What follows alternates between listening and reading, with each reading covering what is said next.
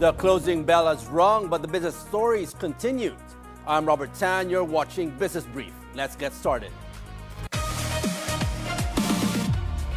AMRO slashes PH growth forecast. Is the economy headed for trouble? PH secures $2.75 billion in bonds, but at what cost to taxpayers? Over 90% of basic goods hold prices. Are consumers really winning? PH to lift ban on AI chatbot Grok. Elon Musk sways government on safety measures. Global tourism booms in 2025. UN warns US lags behind.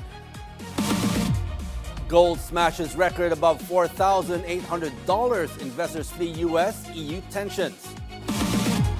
Venturing into darkness, scientists plunge 11 kilometers to challenge everything we know about life.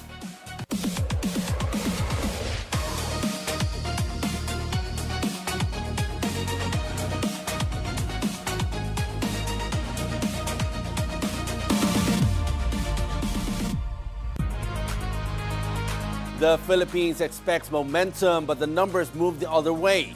The ASEAN +3 Macroeconomic Research Office downgrades its growth outlook, adding pressure to an already slowing economy. AMRO now sees growth at 5.2% in 2025 and 5.3% in 2026. The downgrade is driven by weak infrastructure spending and falling confidence linked to corruption issues. The warning deepens as the International Monetary Fund also cuts its outlook. Government data shows growth slows to 4% in the first 9 months. The Department of Economy, Planning and Development admits official targets may be missed. AMRO Chief Economist Dong He says broader ASEAN +3 region remains resilient. Technology demand and foreign investment continue to provide support. That strength holds even as global risks and policy uncertainty remain elevated. The Philippines turns to global investors for support and the market shows up. The Marcos administration raises $2.75 billion in a latest US dollar bond sale to help meet government financing needs. The offering is split into 3 tranches maturing in 2031, 2036, and 2051. The bonds receive investment-grade ratings from Moody's Ratings, Fitch Ratings, and SP Global Ratings. Bank of America serves as lead bank for the transaction. Moody's points to strong funding access, a stable banking system, and ample foreign currency reserves. At the same time, it expects 2025 growth to come in below the government's target range. Fitch says future rating improvements depend on sustained fiscal consolidation, debt reduction, and adherence to sound macroeconomic policies. Most basic goods are holding steady in price this year, even as production costs climb. The Department of Trade and Industry reports that 186 out of 205 basic necessities and prime commodities show no price changes. Items like sardines, instant noodles, soap, bread, candles, and batteries remain stable. Trade Secretary Cristina Roque says manufacturers have agreed to absorb higher costs for raw materials, packaging, and logistics, aiming to shield consumers from price shocks. The DTI adds it will continue monitoring prices and engaging companies to ensure any future adjustments are fair and fully justified. High returns come with high risks and now legal trouble. The Department of Justice files criminal charges against Modesto Market Cap Trading Services, OPC, and its officers for illegal investment solicitations. The Securities and Exchange Commission investigated the company after it offered unregistered investment plans on social media, promising guaranteed monthly returns of up to 10%. Prosecutors say the firm and its officers, including Modesto Mirabales, violated securities registration and licensing rules under the Securities Regulation Code and the Cybercrime Prevention Act. The DOJ stresses that investment contracts must be registered with the SEC before being offered to the public. After months of scrutiny, the Philippines is set to lift its ban on AI chatbot Grok, following discussions with Elon Musk-led developer xAI to tackle sexually explicit content and deepfake risks. XAI pledges to remove image and content manipulation features, including tools that could generate child sexual abuse material, ensuring compliance with Philippine laws. CICC Undersecretary Renato Paraiso says the platform will remain under close government monitoring even after the ban is lifted. Further talks are planned between the government and XAI before Grok services resume nationwide. Big relief for small businesses. The Securities and Exchange Commission now exempts micro enterprises with 3 million pesos or less in assets or liabilities from submitting audited financial statements. Instead, these companies must file financial statements with a statement of management's responsibility signed under oath by top officers. SEC Chair Francis Lim said the reform lets micro enterprises focus on growth while preserving accountability, with penalties still applying to false or misleading statements. The new rules take effect for fiscal years ending on or after December 31, 2025. Against the odds, Philippine revenue collection climbs. The Bureau of Customs reports 934.4 billion pesos in 2025, up 17.7 billion from last year, despite lower import volumes and global commodity pressures. Commissioner Ariel Nepomuceno credits strict enforcement, careful monitoring of import declarations, and digital initiatives, including the ePay portal and PCAG audit tracker system for streamlining collections. Legal service improvements under the Revenue Collection and Monitoring Group have sped up case handling, turning enforcement actions into actual revenue faster than before. The BOC notes every peso collected supports government programs and President Ferdinand Marcos Jr.'s vision for a stronger, more self-reliant Philippines. The Department of Information and Communications Technology is expanding services in its eGov app, even as the agency meets with XAI to address issues linked to its AI chatbot Grok. Paolo Barcelon joins us on the line with the details. Paolo, go ahead. Robert, the DICT says more government services are expected to roll out in that eGov app this year. ICT Secretary Henry Aguda says documents will soon be made available for electronic signing using the eGov app. The said app is currently in beta version and will allow for an electronic signature that can be used to sign various government documents such as contracts, agreements, and other relevant government papers. Aguda also confirms that a government technical review found Grok had been used to generate non-consensual and sexually explicit images, raising concerns over online safety, privacy, and the protection of women and children. The DICT adds that XAI has since implemented stronger content controls and safeguards to limit misuse, including tighter restrictions on prompts involving real people, as well as limiting these features to premium accounts. The DICT also adds that user protection remains the government's priority, even as it allows AI development to continue under Philippine law. Right now, Robert, the DICT is still in a meeting with Grok executives, and we can expect a result within the day if Grok will be once again unblocked and used for access within the Philippines. Robert. Thank you for that report, Paolo Barcelon. Stay with us for more business news. This is Business Brief.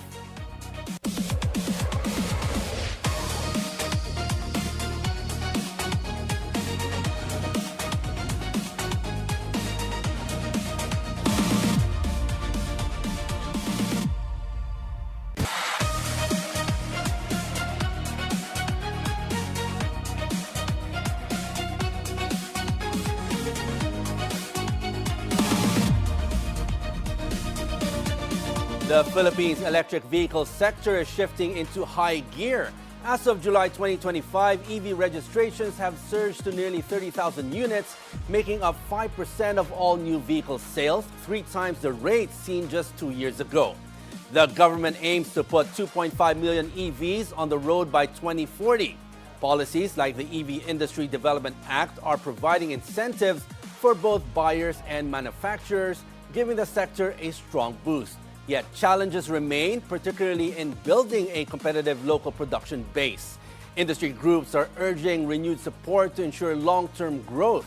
And to share his insights on the sector's trajectory, We are joined by Edmund Araga, President of the Electric Vehicle Association of the Philippines, or EVAP. Good afternoon, Edmund. Welcome to the show. Good afternoon, Sir Robert, and to the televiewers. Okay, Edmund, now let's start with this. From where you sit, how would you describe the current state of the EV industry in the Philippines today? Are we catching up, early, or falling behind?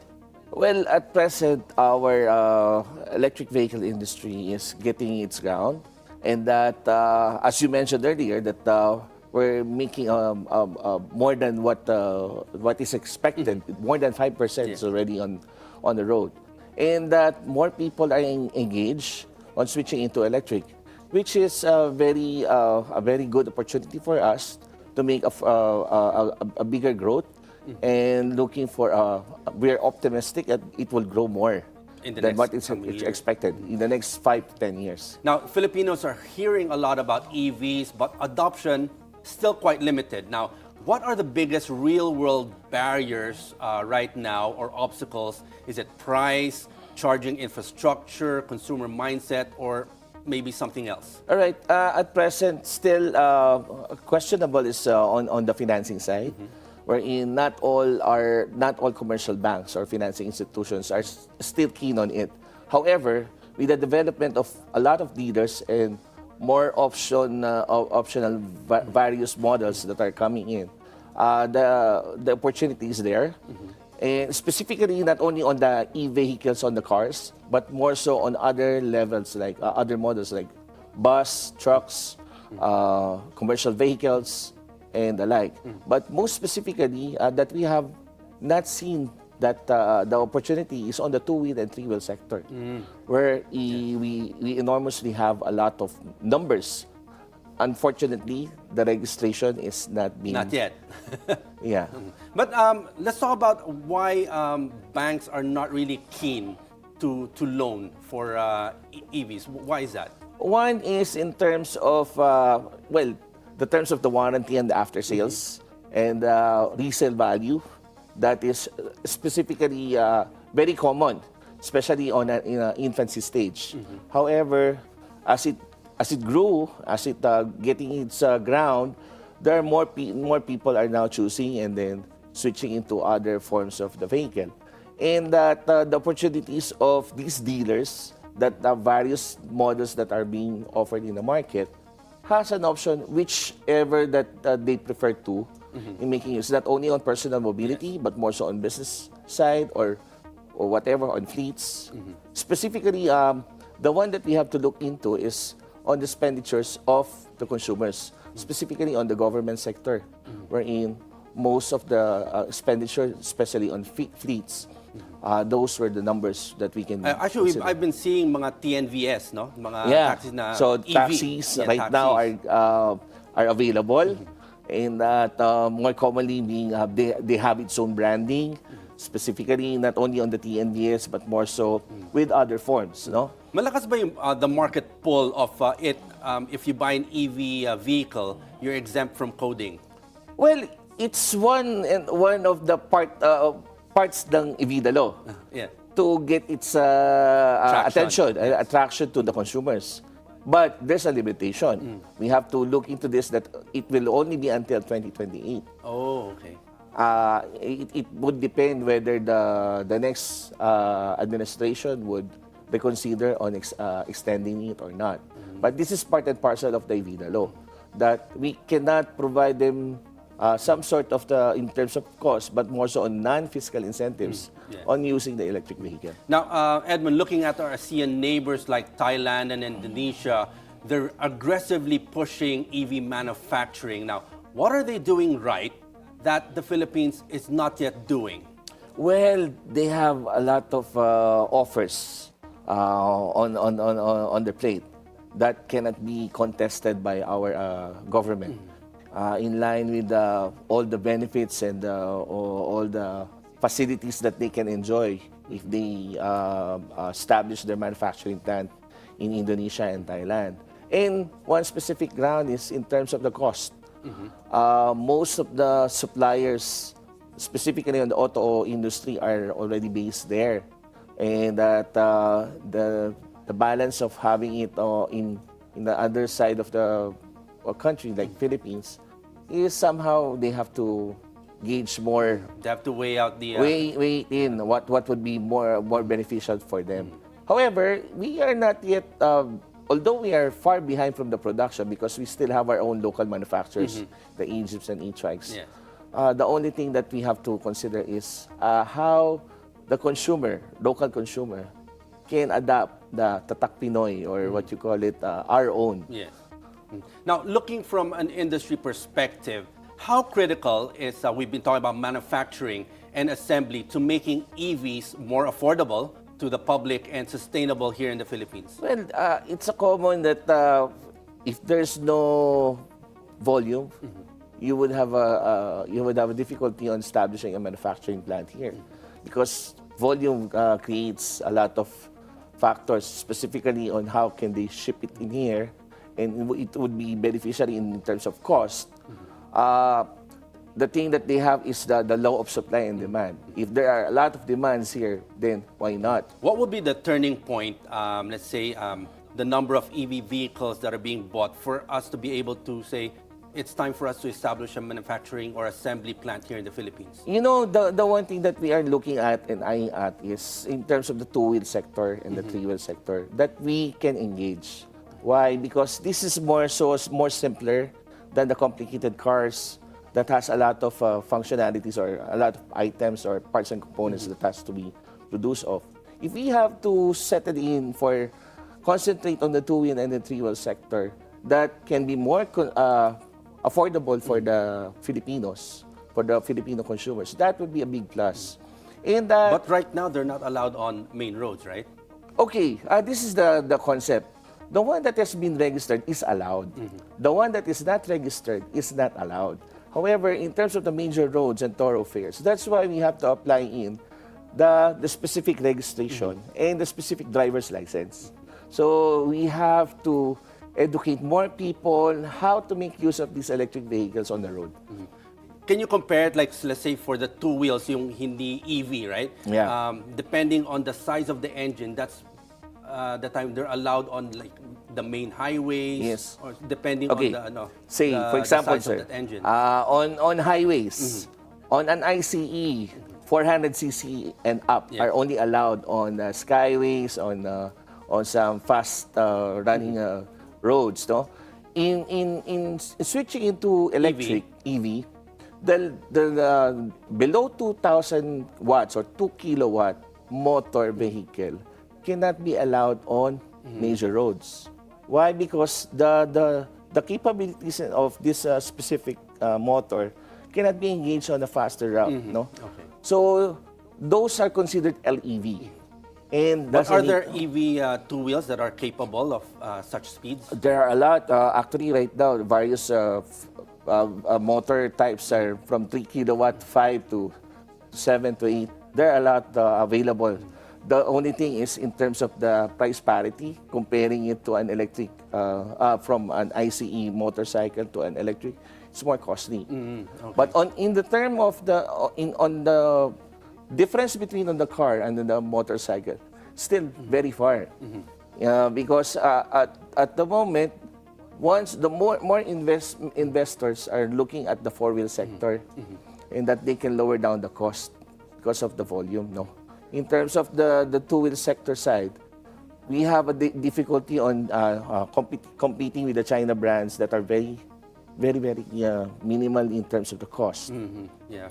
Now, Edmund, we were talking before the show about this, you were saying it was a myth, this range anxiety, right? Now, if we're looking at charging infrastructure, it's always a top of mind of the consumers, right? Right. So that's where the range anxiety comes in. Now, how ready is our country today, and what needs to happen in the next, let's say, 2 to 3 years to make EVs practical for everyday use? To date, there were about more than 1,200 charging ports that is available in nationwide in the Philippines. In that, the establishments, not only on the malls or other public establishments like gasoline stations, are now engaged on establishing their charging stations. That is part and parcel of the EVIDA law. And that not all people are not aware that most or 90% of the EV users, they charge their cars or their units at home. 95% of them are charging it at home. So no need for them So you to... can do that. You don't have to go to a charging station. Yes. Actually, that's the one of the benefits of using an electric vehicle. Isn't that a problem? Let's say an EV vehicle has a proprietary charging No. plug or... In terms of that, that's what we call, in terms of the three-wheel or the four-wheel vehicle, there are different types of ports. Or Yes. we call it CHAdeMO, GBT, and CCS2. Now, recognized by the DOE and being engaged to is on the CCS2, wherein majority of the users are on CCS2. But on the part of the GBT, wherein some of the manufacturers or source coming from China are being common on this GBT. If we look at price comparison in terms of, let's say, if you have a full charged EV and a full tank of gas on a regular car, which is more expensive, which is cheaper? Okay. And what's the range? How far can an EV full charge go? Let's take for example the 300 kilowatt average EV EV car that can from here 0 kilometer going to up north like Baguio. Baguio. You may reach Baguio. May You Kaya. you can Yes. can. However, it depends also on how you accelerate.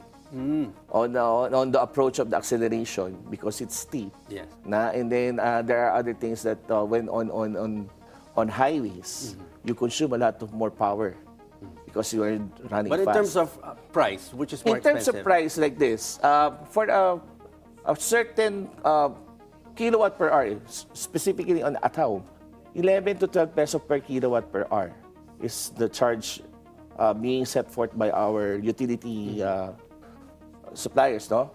And you multiply it by the number of hours that you charge in, say for example 3 to 4 hours. That makes sense. That's only below 1,000 pesos when you fully utilize or fully charge your car at 300 kilometers. Comparing it, run your car at 300 kilometers, how much is the per kilometer of liter? Say 75 or 60. It's a big difference. Yeah, I think you'll reach about 4,000 to 5,000 pesos, no? Exactly. So when So you that in itself, could that be a market pull for those who will adopt EV or still not? That's one part that we are trying to make a convincing factor for those who wants to switch. Because cost is a major concern, again, between vehicle prices. Now, and again, electricity costs, financing. Now, where do you see the biggest hurdle? The biggest hurdle is still in terms of the financing side, that not all, as mentioned earlier, not all financing institutions are still open. And insurance-wise, some of the insurance companies are charging the coverage double than the ICE because of when we have to pay it again, or I mean like resale value is the other thing, and the after-sale service is an issue. Edmund, we still have much to discuss about the EV industry, but we'll just take a short break. Business Brief, we'll be right back.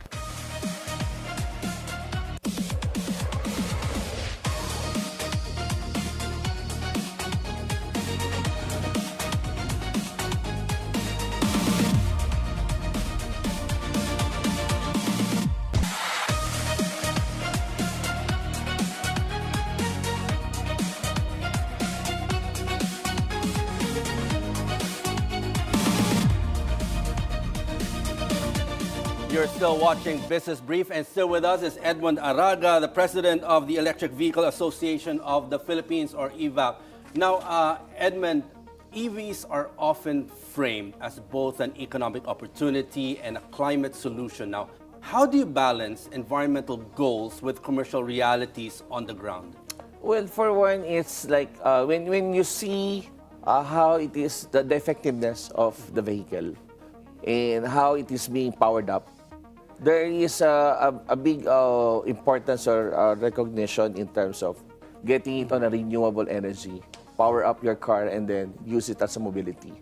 And this engage with savings, a lot of savings in terms of the importation of fuels that we are doing.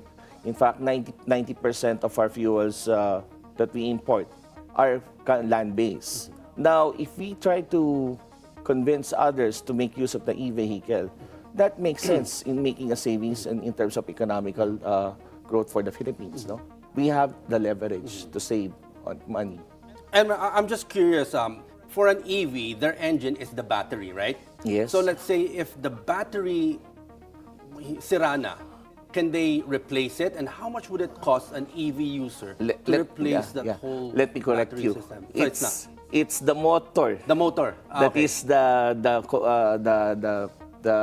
alternate of the engine. Okay. Now, the most essential part is the battery. It's the battery, okay. Because the battery is like a fuel to the ICE. No? Okay. Right now, batteries are getting lower and lower because the demand is there.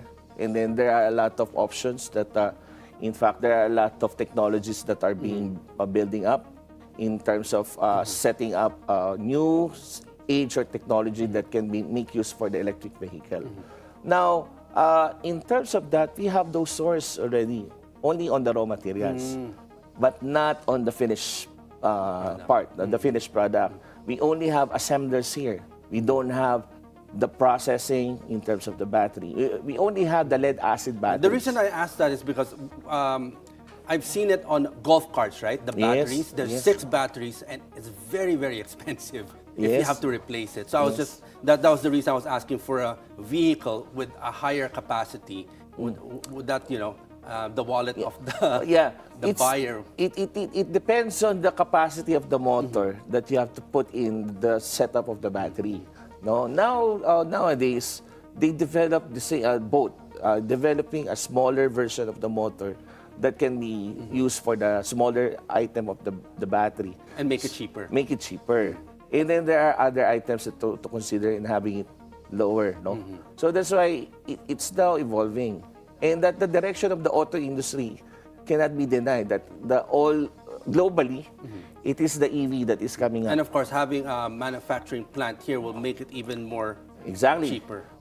That's what we want to push for, because if we do business here, if we do some investments in terms of the manufacturing, we provide jobs to people, and then we can somehow get involved with the technology and the things that we can learn of in building up the industry. Now, talking about jobs that the EV industry provides, we know that skills and talent are very critical to an EV ecosystem. Now, are we ready in terms of technicians, engineers, support industries, or is this an area we are still underestimating? That's why we are engaged with our academe chapters. In fact, one of the directives of our association is creating a curriculum specifically for EV, because the game changer here in terms of the skill forces, and that it has to build in here in the Philippines, that we can provide skills that are engaged on the EVs.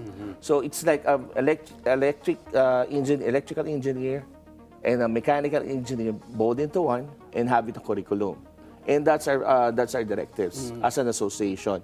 And with that, we combine it with our academe chapter together with our ASEAN region in building this thing up. Because if we can do it on a regionalized approach, we can make it better on how we develop. And we engage with exposure like Indonesia and Thailand, who has more capacity in building the... Well, that's very interesting and very good when you said that you have conversation with schools so that they could combine these kinds of curriculum so that they could serve the EV industry in the future, if that Yes, that's our directives, because the future is on the future leaders like the students. And we have to build this thing up with our academic chapters or the universities, because they will be the ones who will sustain this EV in the next years to come.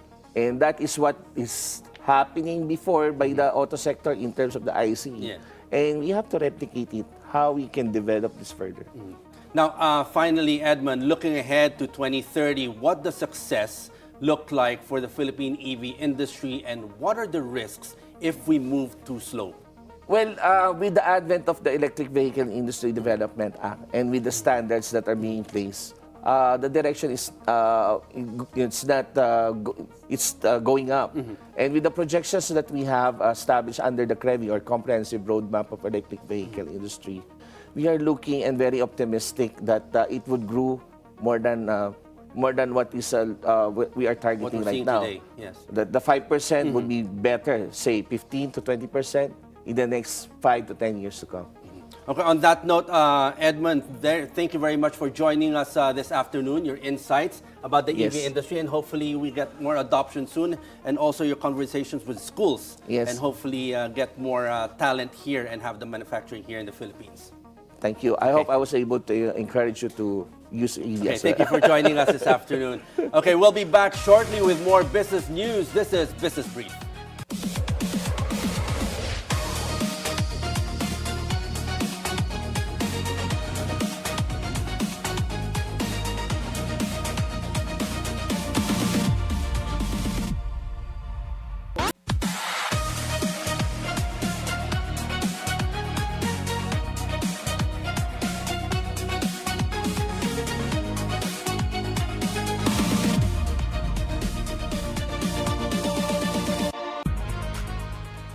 Scorching heat and forest fires threaten communities and tourism in Ilocos Norte. The provincial government launches a fire prevention program involving barangay officers and educating the youth. Biasa Rose Santiago has more.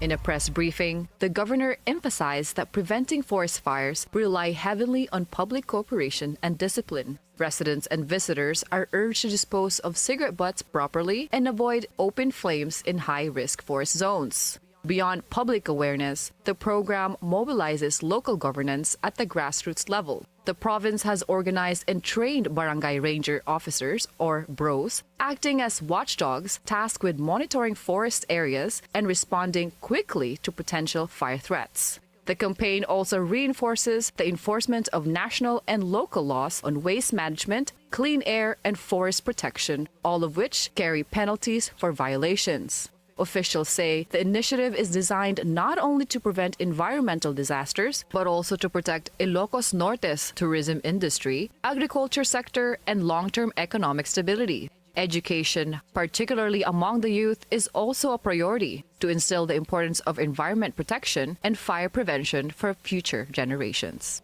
We have been able to deputize and also use our barangay range officers. We call them BROs. And in each municipality, especially for the ones that are in the mountains, like mga Dumalneg, Banan, Nueva Era, all those places, Marcos, we have all those BROs to help in really policing and checking all the environment issues, especially about the forest and keeping our forests safe. As a matter of fact, even the children in schools would do tree planting. So that's really something that I think I'm really quite proud of. And we will continue to do so, except that recently we have experienced some forest fires. Oh, wow. So I've just made a statement that right now then, kailangan ng education, information. With forests, livelihood, and tourism all on the line, officials say the success of this campaign will depend on every resident playing their part to keep Ilocos Norte safe from fire. For Business Brief, I'm Bilyonaryo Santiago, Bilyonaryo News Channel. The Philippines flood control scandal is exposing a bigger problem than just a few names on arrest warrants. Billions in infrastructure funds are at risk, and experts say systemic corruption may still be slipping through the cracks. On Bilyonaryo News Channel's Business 360, Representative Laila de Lima is renewing her push for an independent commission against infrastructure corruption, or ICAIC, to tackle entrenched oversight gaps. Her call comes as former Senator Bong Revilla voluntarily surrenders following an arrest warrant tied to the scandal. De Lima warns that going after the so-called big fish is challenging, given their power and resources, making a permanent, strong anti-corruption body essential to close informants' loopholes. I'd like to say at this point that I'm still hoping that the president and others would be open to having our law, our bill, the ICAIC bill, enacted into law.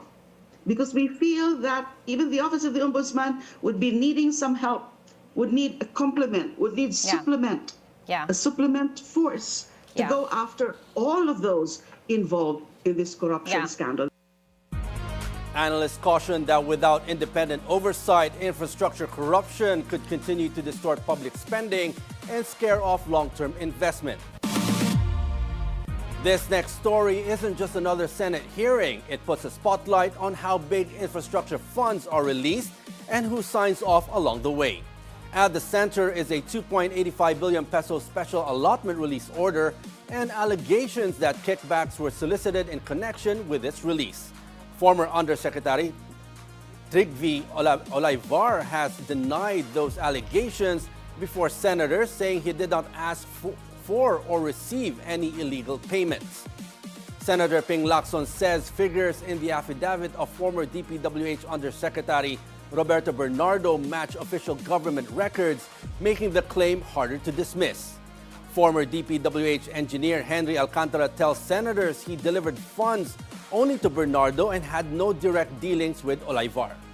Bernardo stands by his sworn affidavit, while Lacson notes the witness is under protection, a detail that adds weight to the testimony. What makes this case different is the paper trail and whether it holds up under scrutiny. For business, that question matters because it shapes how risks, delays, and accountability are assessed going forward. MegaWorld is betting big that the Philippines can become a global hub for conferences and exhibitions. Its move signals more than just new buildings. It's a strategic push to capture high-value international events. The company unveils its first standalone convention center, the 1.5 billion peso Mactan Expo, inside its 30-hectare Mactan Newtown Township in Lapu-Lapu City, Cebu.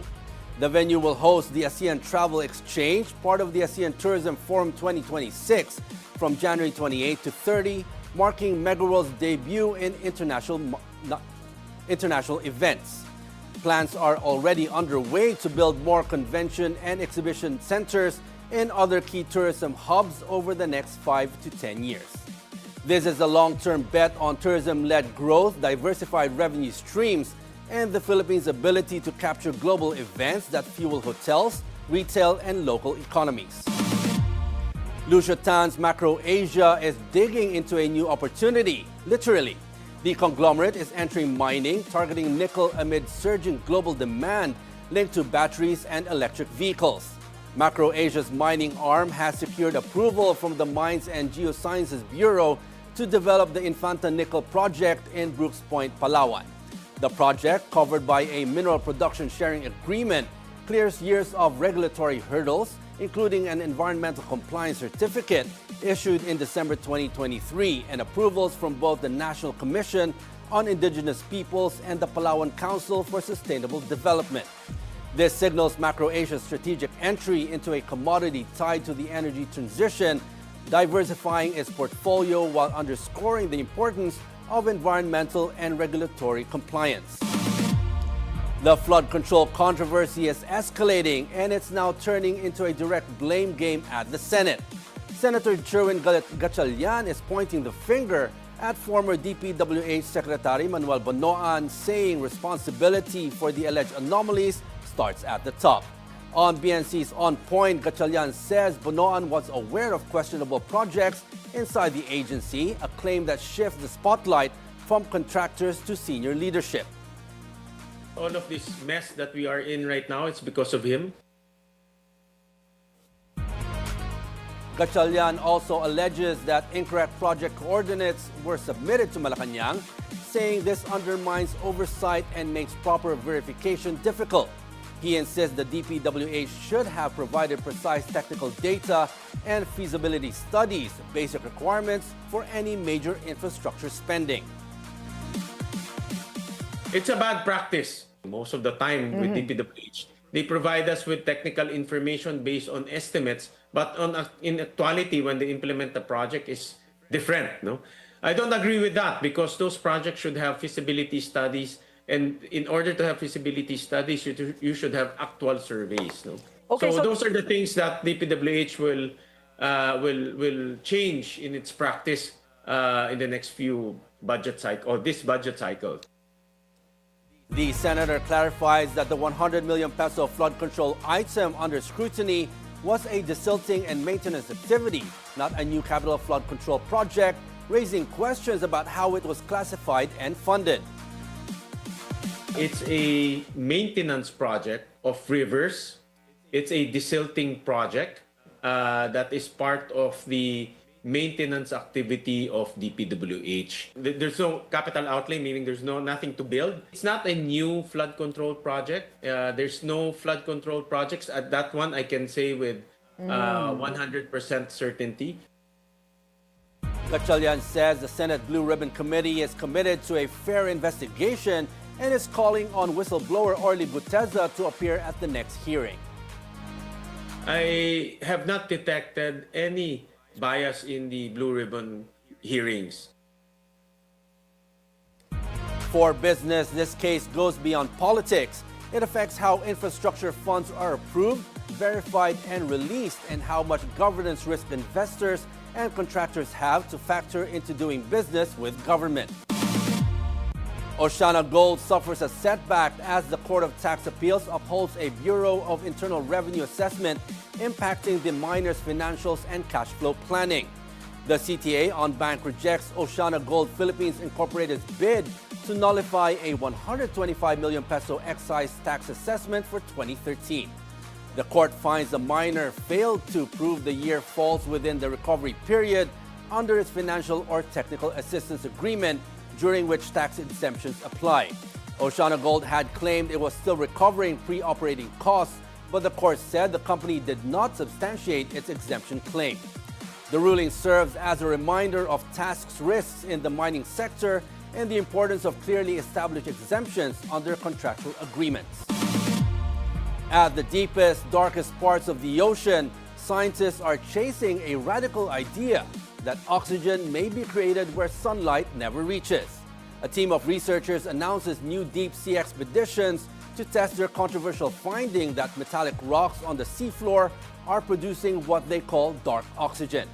If confirmed, the discovery would challenge long-held assumptions about how oxygen and life itself began on Earth. The research is led by British marine ecologist Andrew Sweetman, whose 2024 study suggests potato-sized polymetallic nodules emit enough electrical charge to split seawater into hydrogen and oxygen through electrolysis. At a press conference Tuesday, Sweetman unveils two newly built deep-sea landers capable of diving 11 kilometers or 7 miles under pressures 1,200 times stronger than at the surface. Unlike earlier missions, the landers carry sensors designed to measure seafloor respiration. The expedition targets the Clarion-Clipperton Zone between Hawaii and Mexico, an area also eyed by mining firms seeking metals for electric car batteries. Some scientists and mining companies dispute the findings, arguing the oxygen readings may come from trapped air bubbles. Sweetman pushes back, saying the instruments have been used for 20 years without that problem. The new research, funded by Japan's Nippon Foundation, begins in May with results expected after the ship returns in June. For countries weighing the economic promise of deep-sea mining against environmental risk, including maritime nations like the Philippines, the results could shape how future ocean resources are regulated, studied, and protected when the ship returns in June. Global tourism reaches record levels in 2025 with 1.52 billion international arrivals worldwide. Europe remains the world's top destination, welcoming 793 million arrivals, up 4% year-on-year and 6% above pre-pandemic levels. Asia-Pacific also climbs, reaching 331 million arrivals, nearly fully recovering to 91% of 2019 figures. North America sees a slight dip, with arrivals falling 1.4% to 135.4 million, driven partly by weak results in the United States. The Philippines reports challenges in drawing tourists. Arrivals dropped to 5.24 million in the first 11 months of 2025, down 2.2% from the year before. Regional peers have bounced back strongly, with Vietnam recording 22 million arrivals, 22% above pre-COVID figures. Questions about tourism leadership have surfaced, but Malacanang denies rumors that former Philippine Airlines President Stanley Nang will replace Tourism Secretary Cristina Frasco. The record number signals strong global tourism demand. In the Philippines, tourism leadership remains steady, but the country faces an uphill battle to regain its regional share. We continue with more business news. This is Business Brief.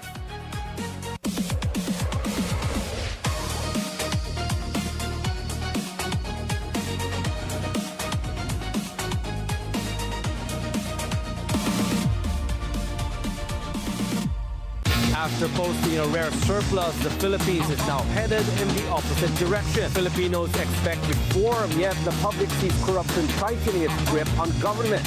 From market movers to industry insights, from corporate strategy to real-world impact, this is where today's business connects to tomorrow's opportunities. The markets may be closed, but the business stories are just heating up. I'm Robert Tang. Catch up with us on Business Brief.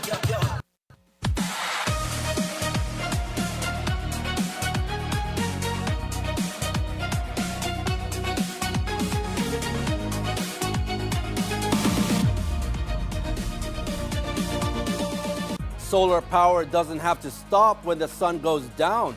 In Sydney, scientists are developing a way for solar panels to generate electricity after dark. Researchers at Australia's University of New South Wales are working on so-called reverse solar panels, technology that produces power by emitting light instead of absorbing it. The system uses a thermoradiative diode that converts infrared radiation, the heat the Earth releases at night, into electricity. For now, output is modest, just enough to power a digital wristwatch, far below the capacity of a traditional solar panel. But the real potential may be in space. The team says the technology could be far more effective in the cold vacuum of space, where satellites spend long stretches in darkness. There, the diode could provide auxiliary power, keeping satellites partially charged when sunlight is unavailable. For countries that rely heavily on satellites for weather monitoring, communications, and disaster response, technologies like this could mean more reliable space-based services day and night. Asian shares mostly extend their losses on Wednesday as concerns over U.S. President Donald Trump's tariff threats on Greenland fueled unease among investors. The JSX Composite, KSE 100, and Thailand Set IDX trade higher, while the S&P ASX All Ordinaries, FTSE Bursa Malaysia, KLCI Hang Seng, HNX 30, Nikkei 225, Shanghai Composite, and BSE Sensex are down. On currencies, the US dollar trades at 158.15 against the yen, 779 versus the Hong Kong dollar, 128 against the Singapore dollar, 1471 against the South Korean won, and 3116 against the Thai baht. The Australian dollar trades 67 cents against the greenback. On commodities, gold rises over 2%, while all prices are mixed. On crypto, Bitcoin drops almost 0.1%, and Ethereum falls nearly 0.5%. Philippine shares drop for the fourth straight trading day. The PSEI closes nearly 0.4%, lower to 63.30. The sectoral indices are mixed, with mining and oil rising the most at nearly 5%. Services fall most at 0.6%. Decliners outpace advancers 108 to 85, with value turnover at 6.9 billion pesos. The day's most active stocks are mixed, with DigiPlus falling the most at almost 6%. Apex Mining rises the most at over 8%. And in currencies, the peso closes at 59.26 against the US dollar, down from the previous close of nearly 59.46.